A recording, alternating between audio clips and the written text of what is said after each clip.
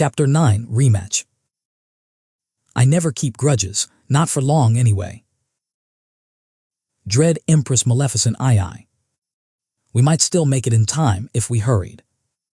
That was the unspoken thought ringing through our minds as we ran through dark streets, the comital palace cutting a dark silhouette in the distance. Our gambit was that William wouldn't want to risk taking on a calamity without his entire band of heroes being present, which meant that if we caught up with Hunter and Conjurer, we'd hit them right before they assaulted Warlock. There were only 3 of us now, Hakram and I following close behind Apprentice as he guided us through unfamiliar territory.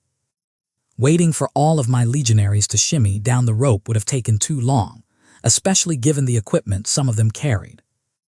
Better to have them catch up whenever they could.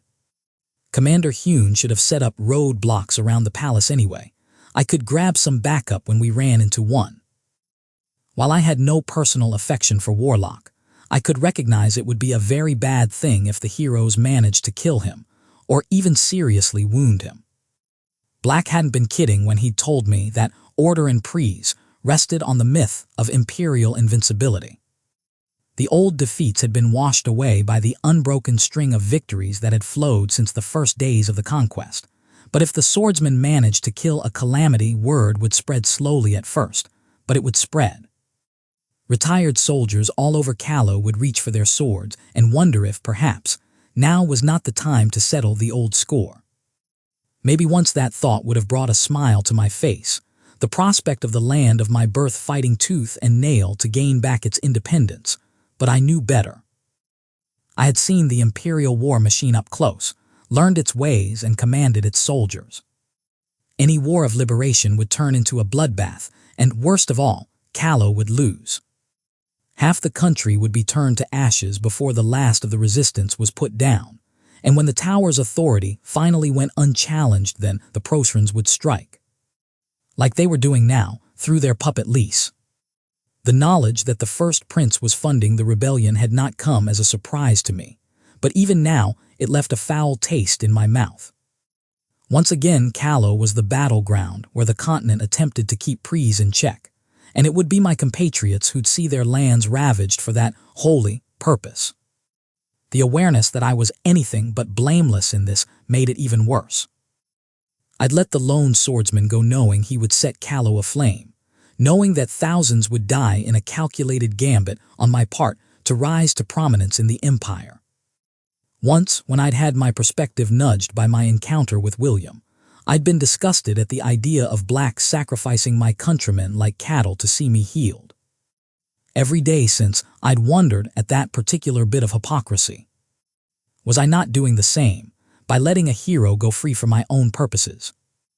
That I had benefited directly from the ritual sacrifice of the death row inmates, instead of in an abstract sense, had seemed important back then, but now I wondered. I'd put on a villain's cloak for the sake of Callow, telling myself it was for a greater good, but at the first given occasion I'd push the same country into civil war. I still believed, deep down, that the ends justified the means.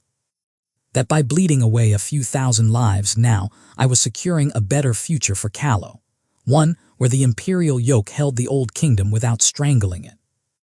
And yet how could I not be worried, when the monsters I rubbed elbows with lived by the same ideology? Militia, Black Captain, even Warlock, they all seemed so reasonable. They were evil, certainly, but in a world where evil would always exist, having such a rational form of it in charge seemed like the best possible outcome.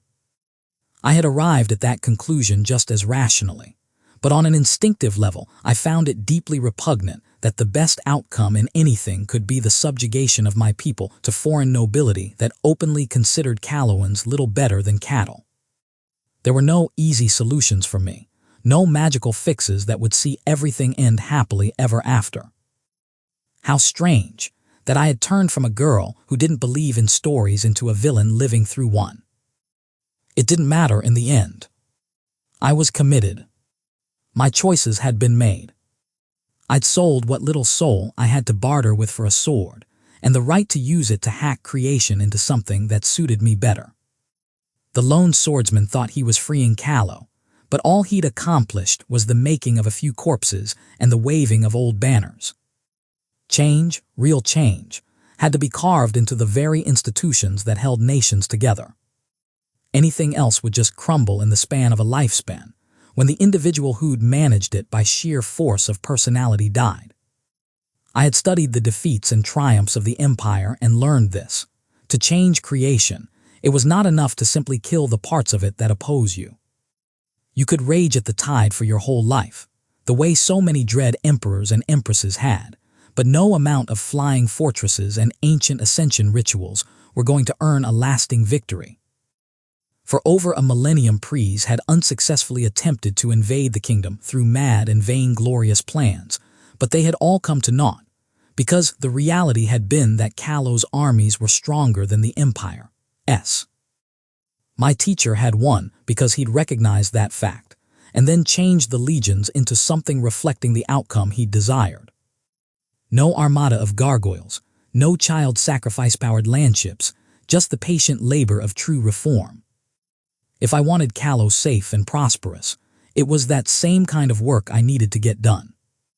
Anything else and I'd just be William's villainous mirror, raging at a status quo and uselessly attempting to topple it one corpse at a time. Just thinking of it was enough to send a fresh wave of rage through me. What did the swordsman think he would accomplish by this? Holding an entire city hostage to kill a single man. Over 50,000 lives risked on a gambit that wouldn't even win the war, just broaden it. I'd not turned a hero loose so much as a plague. I continued to stew in my thoughts as we turned a corner, but the sound of fighting up ahead brought me sharply back to the there and now. The street in front of us narrowed near the head, and my legionaries had put up a barricade there, sharp wooden sutties and requisitioned chariots blocking it all but for a slim way in. There should have been legionaries with crossbows posted right behind it, but there was no sign of them. It was easy to see why. Someone had forced their way through a chariot with brute force, splitting it in half and engaging the soldiers up close. Without a word, I unsheathed my sword and brought up my shield, picking up the pace until I overtook Mazigo. "Names up ahead," Apprentice spoke, tone relieved. Understandable, if they were here killing my men, they weren't going after his father's head. 2 of them, our friends from earlier if we're lucky. Luck was for people without roles, I thought. Our lives were signed away, to coincidence the moment we claimed our power. "Focus on the Conjurer," I ordered. "Hackram, we're taking out Hunter, fast before he can do more damage." My adjutant growled. "Let's even the score a little further." We made through the destroyed barricade at a run, passing a handful of legionary corpses as we did. Most of them had spear wounds, though at least one had been partly incinerated. Funny how the aftermath of combat magic was horrifying, no matter whether it was a hero or a villain who'd used it. There was no good way to die, but I'd always thought that mage fire was a particularly bad way to go. What must have been 2 full lines had been whittled down to a little above 20 legionaries when we interrupted the melee. Hunter was whirling among them, deftly slapping down shields and puncturing throats, while the 4 remaining Callowan soldiers had formed a loose wedge around Conjurer to protect him while he casted. The mage hero was the closest to us, and the first to notice we'd arrived. "Hunter," he screamed, voice going up several octaves in panic. The squire caught up. Mazigo hissed out an incantation and stomped the ground, the street's pavestones rippling like water until they turned into a wave that toppled the Conjurer and scattered his escort like rag dolls. Someone was done fucking around, apparently. My soldiers yelled triumphantly at the sight of my arrival, a few cries of 15th, 15th, ringing as they threw themselves at Hunter with renewed vigor. Hackram and I pushed forward, ignoring the Conjurer. My adjutant slowed to calmly plunge his sword through the eye socket of a fallen enemy soldier before catching up, the 2 of us impacting the hero at the same time. Taking 2 shields to the chest wasn't enough to knock him down. He rolled with the force, flipping and landing on his feet as he slapped down the shaft towards my neck. My shield forced back the spear, but it didn't slow him down. Hunter took a quick bound to the side, circling around Hakram and ramming his weapon into my adjutant's foot. Whatever his spear's head was made of, though, it wasn't sharp enough to punch through steel plate. All the hero got to show for his strike was the grinding sound of metal on metal. A legionary came from behind and forced him towards us with a strike aimed at his back, failing to draw blood but succeeding in putting him off balance. Just the kind of opening I'd been hoping for. Hunter ducked under my arming sword's swing, but I came back to slam the pommel of my sword on the top of his head.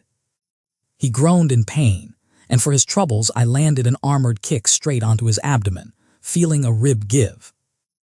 On a regular opponent that would have earned me the time to place a killing blow, but heroes were made of sterner stuff.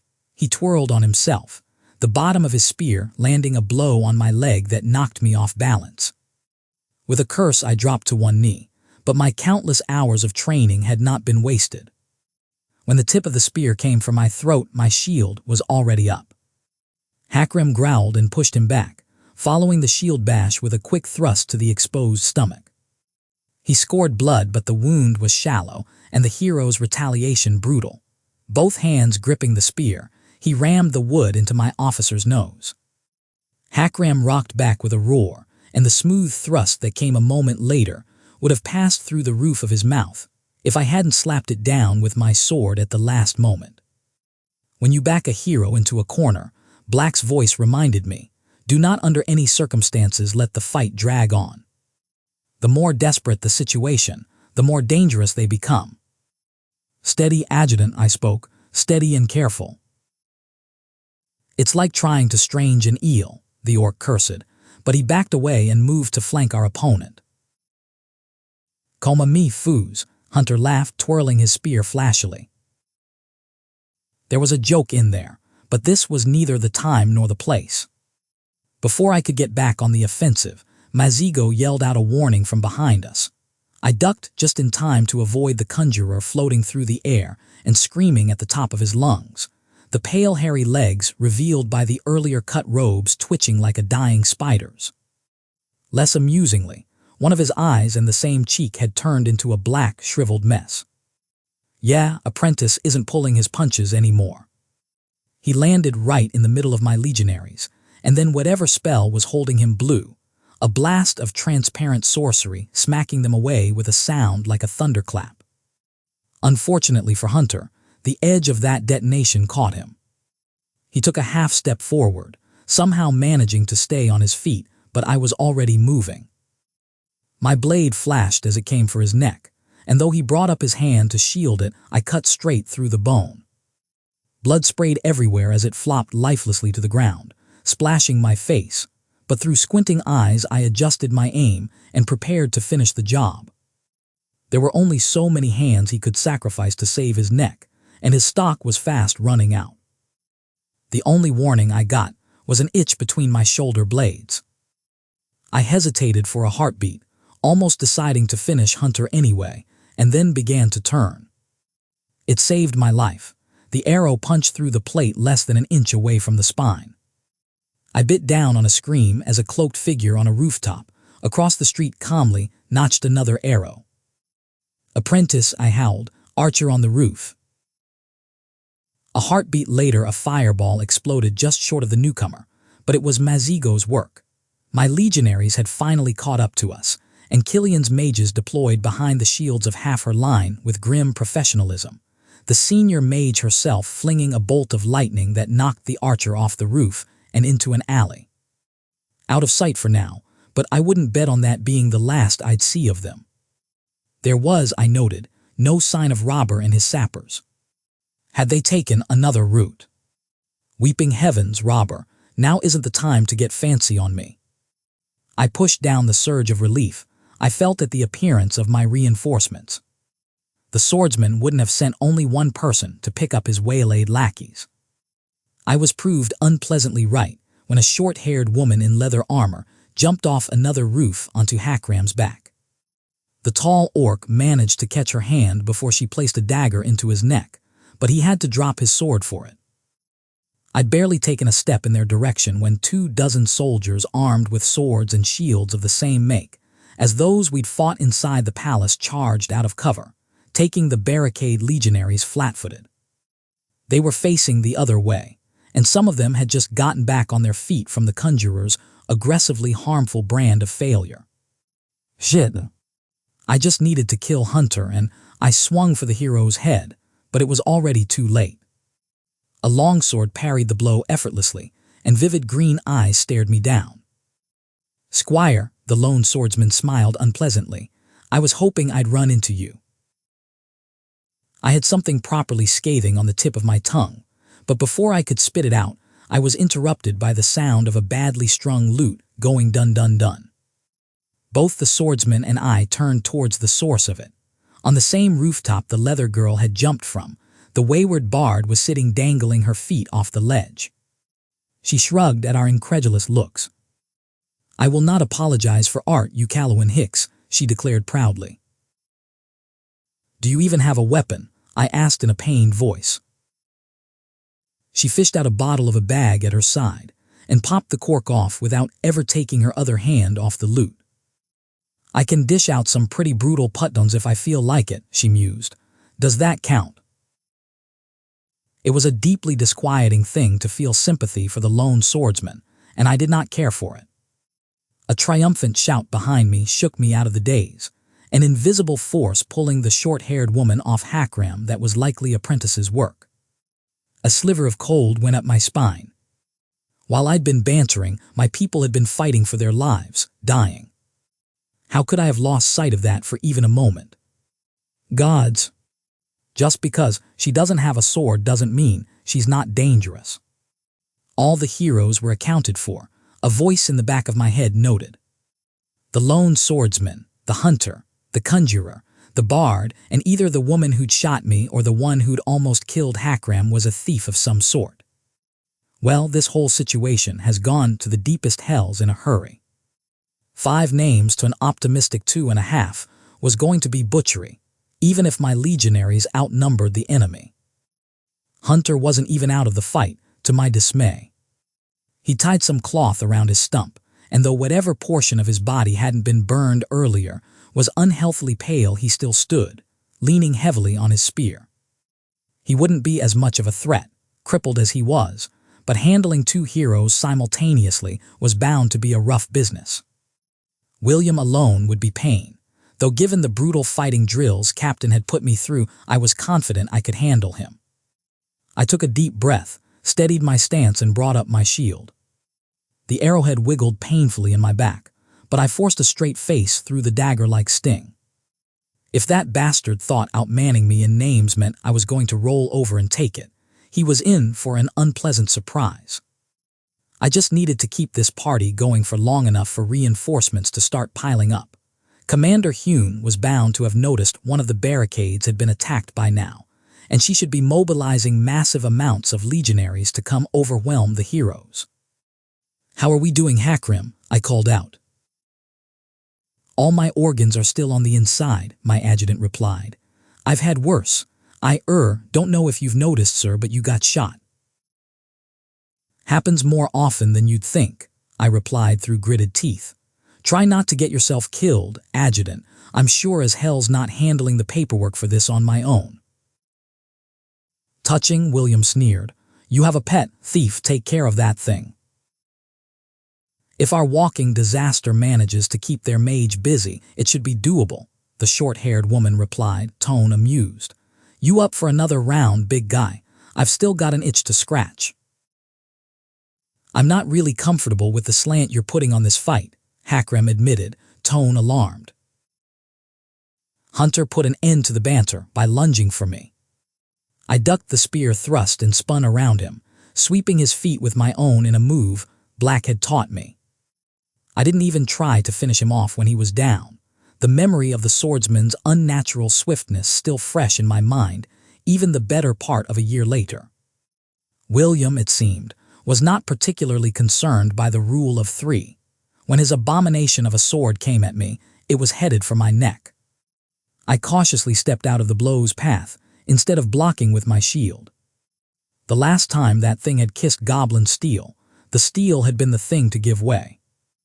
It was one of the reasons I'd made such a point out of sparring with Captain, since only an idiot would try to block the gargantuan woman's hammer. The reach was different and William was quicker with his strikes, but the underlying principles remained the same. I cautiously gave ground when the swordsman pushed his attack, circling around to get a better angle. "You've gotten better," the hero noted, "but not quite good enough." His blade lit up like a star, and he swung at me, the very air shrieking as a wave of blinding power tore in my direction. Too wide to dodge, I knew, so I hunkered behind my shield and took it head-on. It was like getting kicked by a horse and swallowing a brightstick at the same time. The impact sent me flying, but that wasn't the worst of it. It felt like I was burning alive. Like in the moment the power had hit me, I'd been dropped in a bonfire that was just sentient enough to despise my very existence. I rasped out a breath from where I lay on the ground and scrabbled back to my feet, still half blind and unsure how long had passed since I'd been hit. A flicker at the edge of my vision told me Hunter was back and at it, clipping the edge of my shoulder pad with his spear but skimming off when I adjusted my stance. I tried to bash his face in, but I couldn't aim like this and struck nothing. Another flicker, this time from my left, and my shield was the only thing that prevented me losing an arm. William's blade cut through the metal and nearly reached my fingers under it before he flicked the blade out with a flourish of the wrist. I could see them now, the both of them, my vision slowly returning. They approached me slowly but surely, taking their time in all their cocksure assurance that this was a done deal. That I was outmatched, hopelessly out of my league. They were right, of course. But we were far, far from done.